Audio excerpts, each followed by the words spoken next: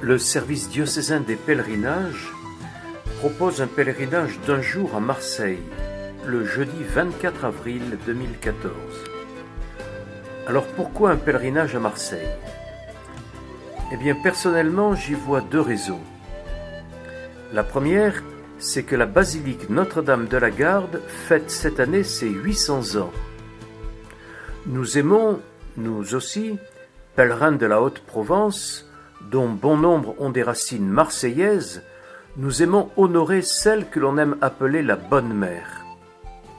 La deuxième raison, c'est parce que le christianisme a pénétré en France et en Provence par Marseille, dès le 1er siècle de notre ère, avec la venue sur nos terres de Saint Lazare, celui à qui Jésus avait rendu la vie quelques jours avant son entrée triomphale à Jérusalem, mais aussi par la venue de Sainte Marie-Madeleine, qui se serait ensuite retirée dans la Sainte Baume.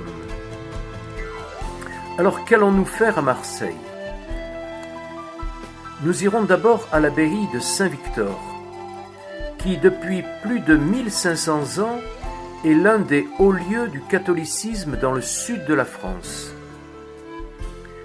Saint-Victor a été fondé au 5e siècle par Jean Cassien, à proximité des tombes de martyrs de Marseille, parmi lesquels Saint Victor, mort vraisemblablement aux alentours de 303-304, qui lui donna donc le nom. L'abbaye prit une importance considérable au tournant du premier millénaire par son rayonnement dans toute la Provence. Nous verrons un diaporama retraçant l'histoire de l'abbaye. Nous visiterons ensuite la crypte avec la chapelle de la Confession, lieu où ont été retrouvés les ossements des martyrs, la chapelle Saint-Lazare et les nombreux sarcophages. Une personne nous guidera dans cette visite. Nous célébrerons ensuite l'Eucharistie dans ce haut lieu de la foi des Marseillais. Nous irons vers midi à Notre-Dame de la Garde. Ce sera l'heure du déjeuner que nous prendrons au restaurant L'Eau Vive, au 3e niveau du sanctuaire de Notre-Dame de la Garde. Repas dont le menu n'est pas encore fixé, mais que je souhaite de très bonne qualité. Le service sera assuré par des sœurs, des religieuses missionnaires. Après le repas, sous la conduite d'une guide, nous visiterons la basilique, son architecture, ses mosaïques, ses ex-voto. Et nous prendrons le temps d'admirer le splendide paysage qui s'offre à nos yeux. Je suis ici dans la basilique de Notre-Dame de la Garde. Nous pourrons admirer au cours de ce pèlerinage les superbes mosaïques qui datent du XIXe siècle. Malheureusement, elles ne sont pas éclairées maintenant. Et nous pourrons voir aussi les innombrables ex-voto qui ont été déposés et qui sont le témoignage de la foi populaire au cours des siècles. Cette basilique dans laquelle nous nous trouvons célèbre cette année son 8e centenaire, puisqu'elle a été construite sur une ancienne chapelle qui date de 1214.